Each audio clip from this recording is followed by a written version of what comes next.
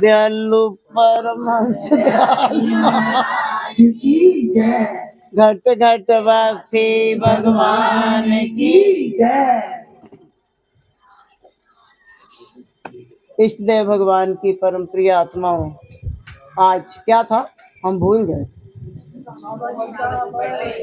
बाबा जी का बर्थडे था, वो तभी मुंह के आगे का। आप सबको आज के इस पावन दिन की, बाबा जी के जन्मदिन की, आप सलामत रहो, आपके बाबा जी सलामत रहे, बहुत बहुत बहुत बहुत बधाई हो।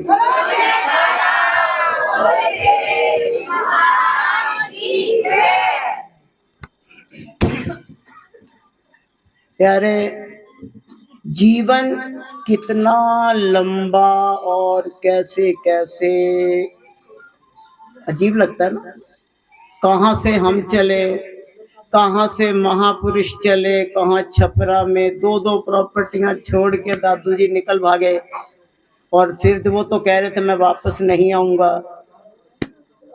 कभी गुरु तेग बहादुर जी ने कहा था मैं शस्त्र नहीं उठाऊंगा, पर उन्हीं के सपूत ने कहा मैं शस्त्र ही नहीं छोड़ूंगा।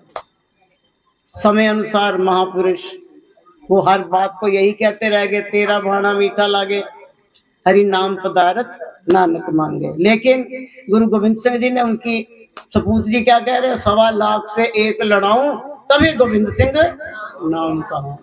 क्योंकि समय अनुसार, हालात के अनुसार सब बदल जाता है। उस समय तक माहौल शायद, तो दूसरा उन्होंने देख लिया उनके बच्चे भाई मतीदास जी, सतीदास जी, दयाला जी के साथ क्या क्या हुआ, और उधर जो है गुरु तेग बहादुर जी के साथ शीशगंज इस बात का साक्षी है। फिर गुरु गोविंद सिंह जी ने शस्त्र उठाया, बैसाखी वाले दिन अनंतपुर साहब के अंदर अमृत छकाया, और फिर उनसे लेके खुद छका, और उसके बाद में फिर सिख बनाए। सिखों इसकी क्या जरूरत थी, कारण था इसके पीछे। अभी ये बच्चा ऐसे बैठा हुआ है प्रमोद भाई, अभी ये दाढ़ी आड़ी बढ़ा ले, मूछे बढ़ा ले, पग बांध ले, चेहरा रोबीला बन जाएगा। फर्क पड़ता है इस बात का, मानते हो ना इस बात को?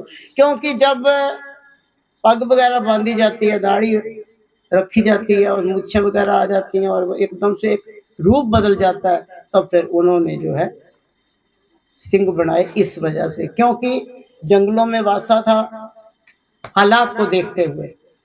इसी तरह ही दादा गुरु महाराज जी ने तो कह दिया जी मैं तो अब छपराऊंगा नहीं, त्याग करके चले आए, और कितने साल तक त्याग कर दिया तो कर दिया। और फिर बीच में किसी के द्वारा भी गुरु महाराज जी ने चिंगारी छोड़ी। आज हम इसको कह रहे थे सवेरे, अरे नींव का पत्थर जानते हो कैसा होता है? अभी इससे सवेरे ही बात हो रही, मैं नींव का पत्थर, जयपुर की खोज की गई हम लोगों के द्वारा, छपरा की खोज की गई यहाँ से, सब शुरुआत की है। जैसे नींव का पत्थर सब कर कर आके बिल्डिंग दिखाई देती है, नींव का पत्थर दिखाई नहीं देता। मैं गुरु महाराज जी ने हम लोगों को नींव का पत्थर बना रखा, पर वो पक्का मजबूत होता है, वो बड़ा हिला तो सारी बिल्डिंग गई। प्यारे महापुरुष, आप उसी बीच में स्वामी जी का, जिनका आज हम सब जन्मोत्सव मना रहे हैं, मना क्या रहे, वो तो मनाया, उनकी खुशी में हम अपने आप को शामिल कर रहे हैं। उनका जन्मदिन रूसा था जो सब मनाने आए ढोल ढमक्के बजा के, ऐसा कुछ नहीं, रूसा हुआ नहीं है। केवल उनकी खुशियों में हम अपनी थोड़ी सी खुशी ढूंढ रहे हैं। और ये बच्चा बोल रहा था कि जे मैं हुंदा बटन तेरे कुर्ते का, तो मुझे ना अपना एक घटना याद आ गई। ये बात उन दिनों की बुरा नहीं मानना, तो बात उन दिनों की है जब साधना चल रही थी। तो ऐसे ही हम ठहरे, हमने जो वो टप्पे बोले बौना शहर में श्री गुरु महाराज जी के आगे, कभी कभी गुरु महाराज जी की आज्ञा हो जाती थी कुछ भी बोलो, तो टप्पे बोले, और उसी टप्पों में एक लाइन आई, बागे च नयान दे ओ मेरे नालों बटन चंगे जेड़े गले नाल लांदे ओ, मेरे नालों बटन चंगे जेड़े गले नाल, एक गले लगी जांदा लांदे ओ। श्री गुरु महाराज जी ने मेरा सारी कवालियां वहीं छुड़वा दी। कहते हैं अच्छा गार्गी 84 में जाने का विचार है क्या? हम तो तुम्हें मानुष का जन्म दे रहे हैं और तुम बटन और कौवा और चिड़िया और कबूतर क्या क्या बनना चाह रही। मैंने कहा ये तो एक भाव है ब्रह्म भैया, ये ऐसा तो कुछ नहीं। अब 84 में अब भेज के आप भेजोगे ही नहीं, मुझे पता आपके पास आने के बाद भी कोई 84 में जाएगा नहीं जाएगा।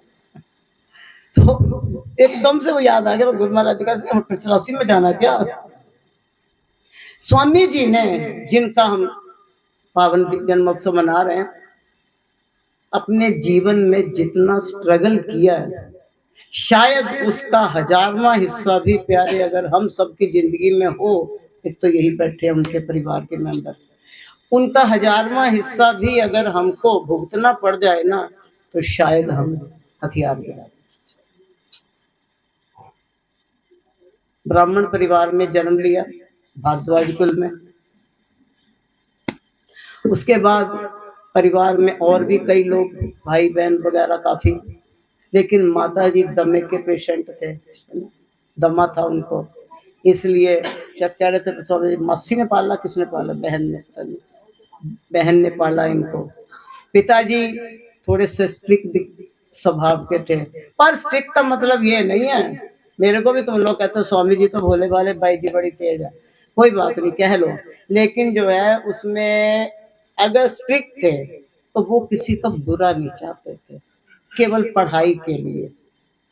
उनको ये रहता था पिताजी को कि एक भाई एयरफोर्स में है, एक कहीं है, एक कहीं है, तुम भी एक मास्टर थे तो तुम भी कुछ पढ़ लो। स्वामी जी ने जैसे कैसे छठी की, कहते एक दिन तो बड़ी हिम्मत करके उन्होंने पिताजी से कह दिया कि देखो मैं कोशिश तो बड़ी करता हूँ पर क्या करूँ, मैं तो कुछ याद ही नहीं रहता, भूल जाए। शायद उस परम पिता परमात्मा ने स्वामी जी के लिए कुछ और ही चुन रखा था। पढ़ लिख जाते या फिर नौकरी करते या कुछ, फिर हम सबको कहाँ मिलता। ये सब उसकी ही रचना है, क्योंकि उनकी रचना के बिना कुछ हो सकता है।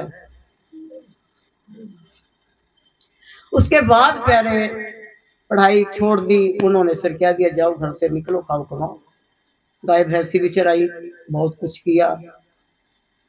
कहते कि जो कहो कर दूंगा पर मुझसे पढ़ाई तो ना हो पाएगी।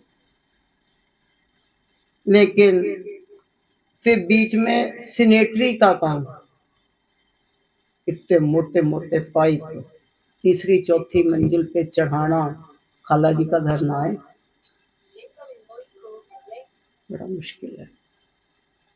कहते कपड़े भी नहीं होते थे, मैं तो जो है धोती कुर्ता पहन के जाता था, उसको रख देता था वहां पे, जो है लंबा वाला वो होता था, क्या वो देसी वाली जो क्या बोलते उसको, पजामा जो कछहरा लंबा सा, और वो बनियाइन, वो पहन के दिन भर काम करना, और फिर शाम को जो हाथ मुंह धो करके अपना वही धोती कुर्ता पहन के बाबू बन के घर चला जाता था।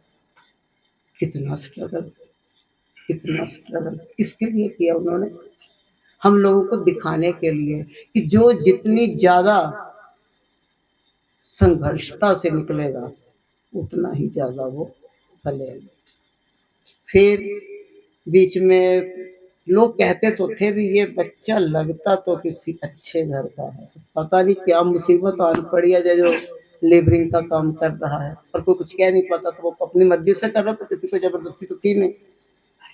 एक बार शॉर्ट में चलते हैं, महाराज जी का हाथ जोड़े वाला स्वरूप उनको ना कहीं नजर आ गया, सब में मिशन वाले महाराज जी का हाथ जोड़े वाला स्वरूप कहीं दिखाई दे गया। बस वो एक पहली झलक जो देखो, तुम लोग तो गाते ही रहते हो ना, एक झलक से मैं दिल लुटा बैठा, पर स्वामी जी ने करके दिखा दिया, गाया नहीं पर करके दिखा दिया उन्होंने।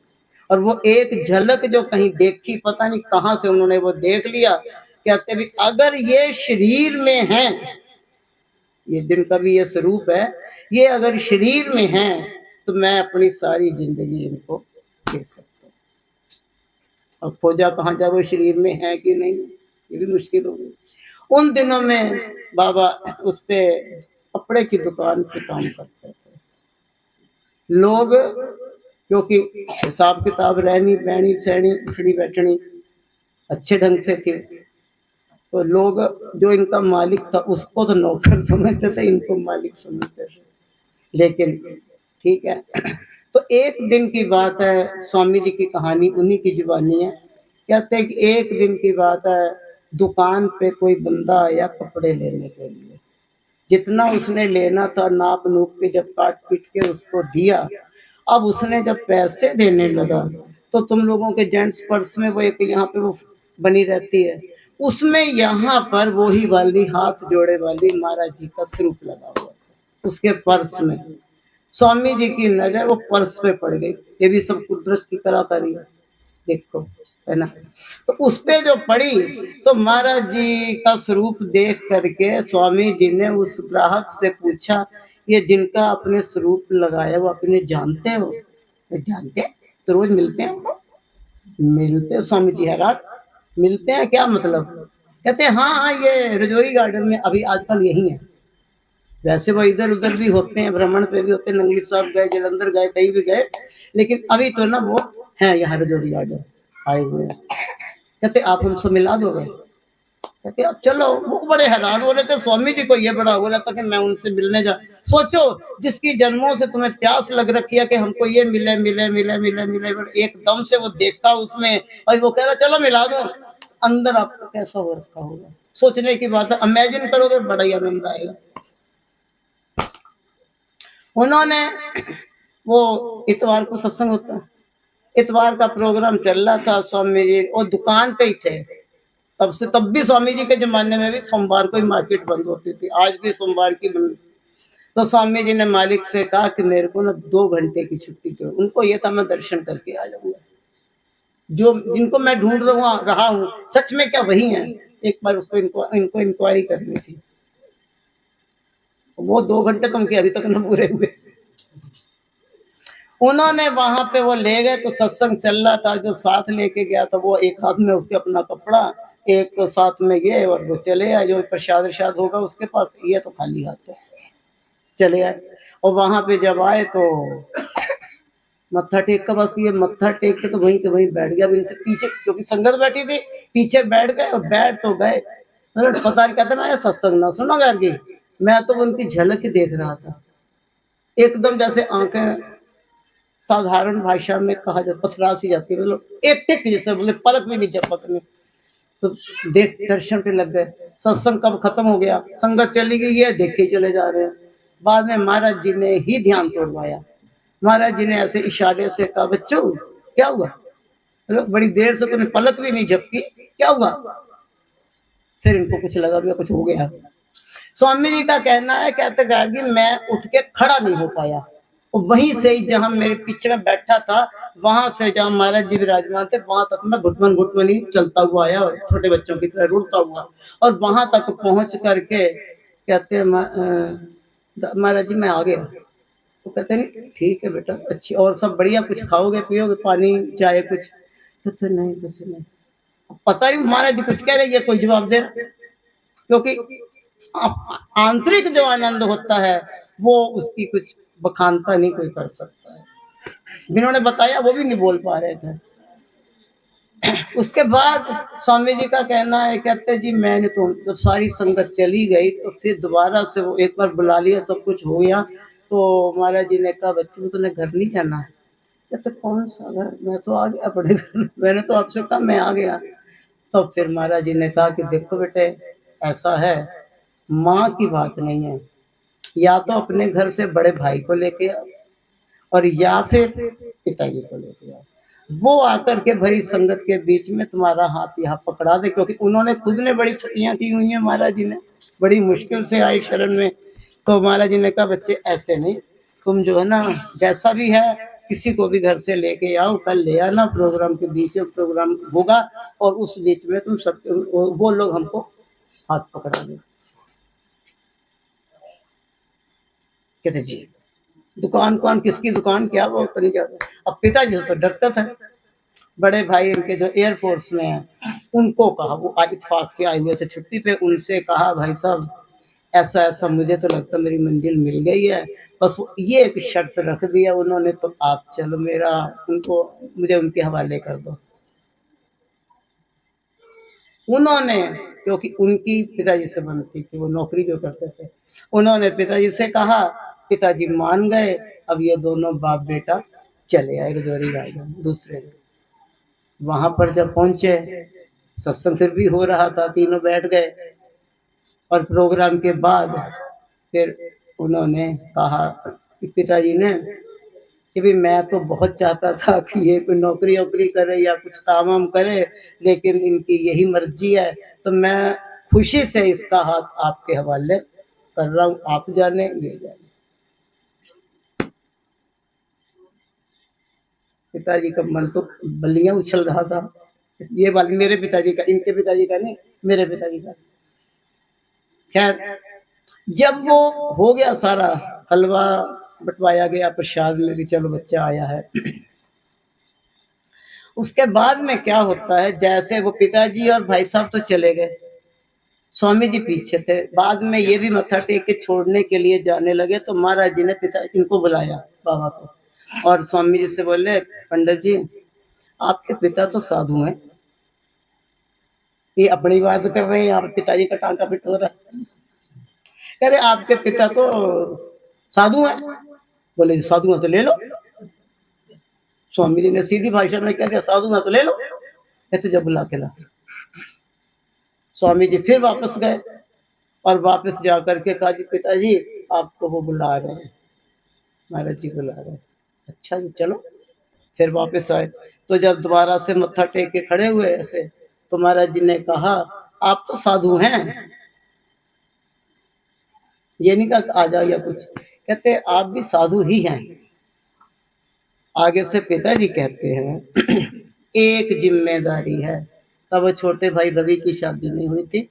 कहते एक जिम्मेदारी है, उसके बाद मैं फ्री हूँ बस। क्योंकि ये तो मीठे कीड़े चलते रहते हैं, ऐसा कुछ नहीं है। बस वो है कि चलो सबकी करवा दिए तो इसकी भी शादी हो जाए, उसके बाद मैं फ्री हूँ। स्वामी जी, महाराज जी ने कहा ठीक है भाई कर लो। चले गए। जाते ही 8 दिन के बाद छोटे भाई की शादी हो गई। शादी के 5 दिन तक सिर्फ रहे पिताजी घर, और 5वें दिन घर वालों से बोले, जी मेरी सबको राम राम, और कहा और सीधा रजौरी गार्डन पहुंचने। बोले बस महाराज आ गया, आपने कहा था बेटे की शादी के, मैंने कहा था मैं जिम्मेदारी पूरी हो गई तो मैं आ जाऊंगा, आपकी कृपा से शादी हो गई, 5 दिन हो गया, अब इनका चूल्हा चढ़ना और क्या क्या होता सब हो गया, अब मैं फ्री हूँ।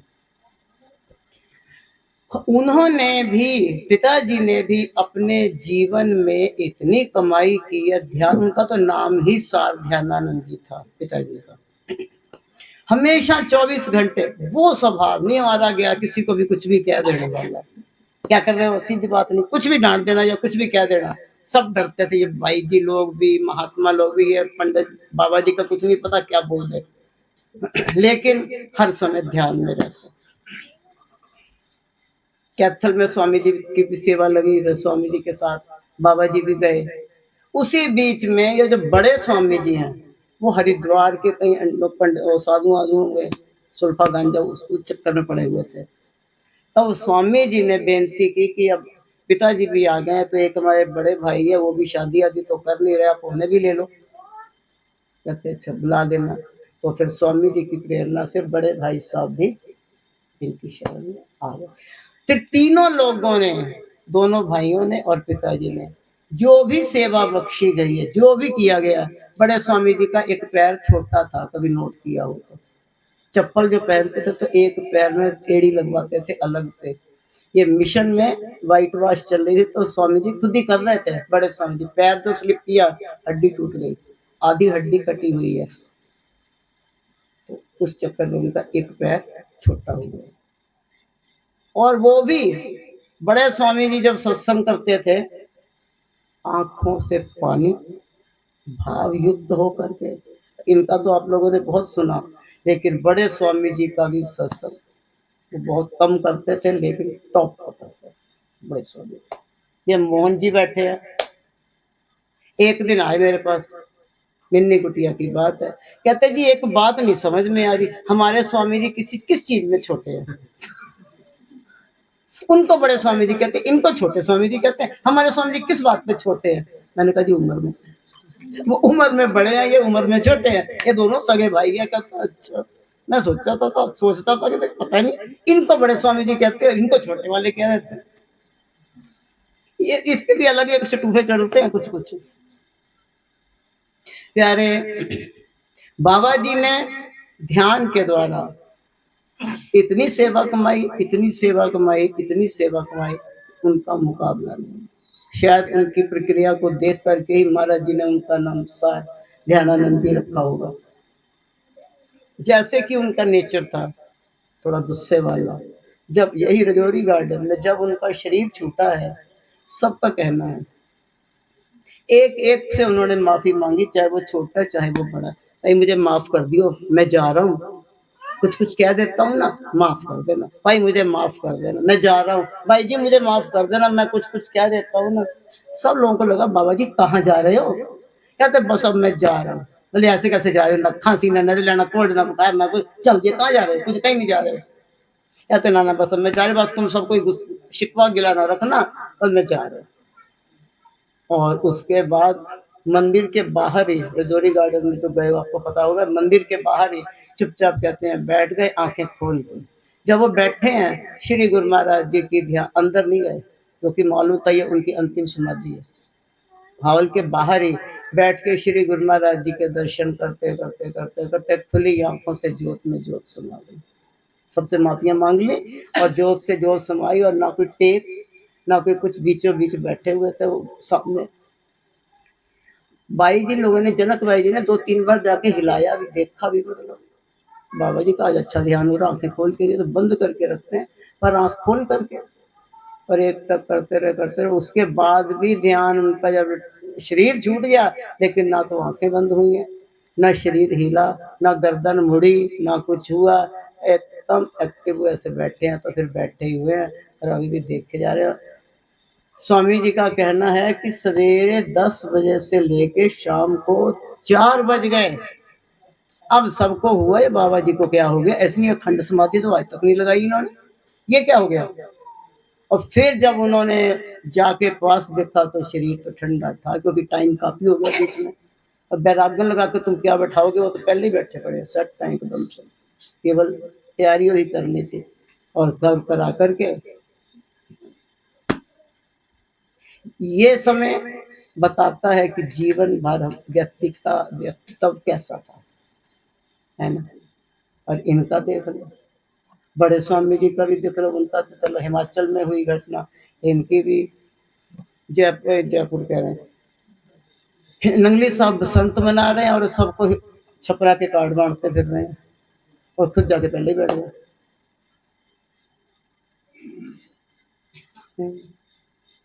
तो प्यारे, जीवन इतना ज्यादा, 10 साल तो इनको गए भी हो गए।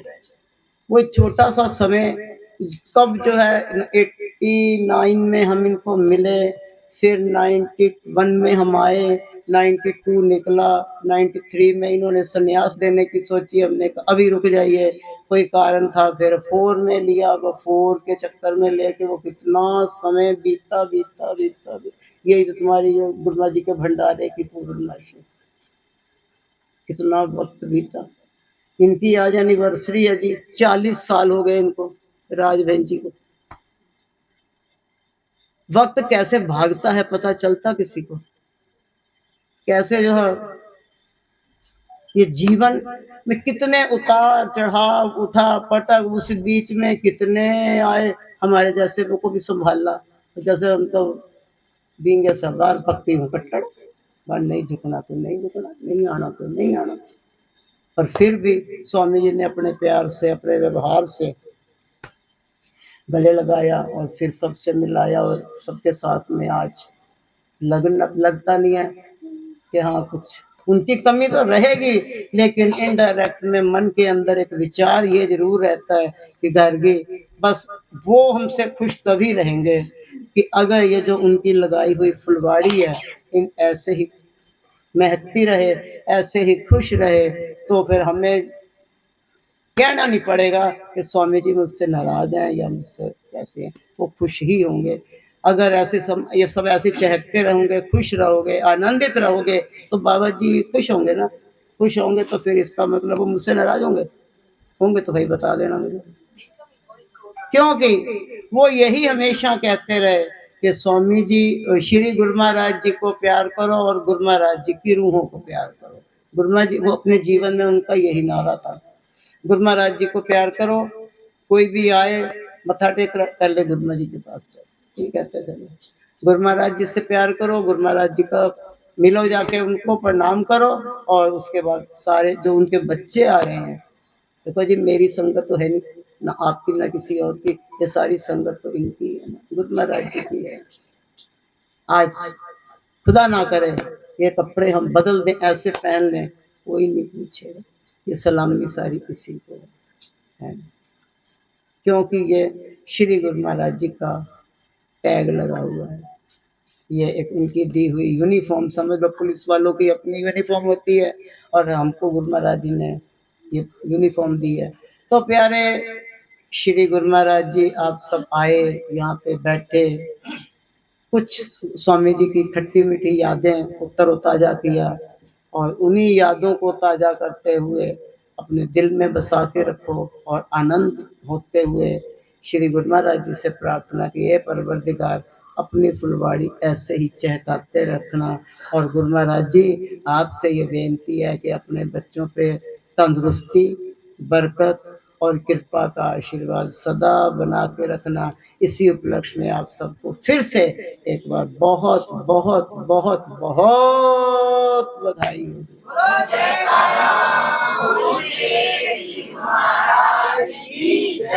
बोल साचे श्री नंगली निवासी भगवान की जय, परमहंस दयाल महाराज की जय, घट घट वासी भगवान की जय, सियावर रामचंद्र की जय, पवन सुत हनुमान की जय, उमापति महादेव की जय। बोल मेरे श्री महाराज की जय। प्रसाद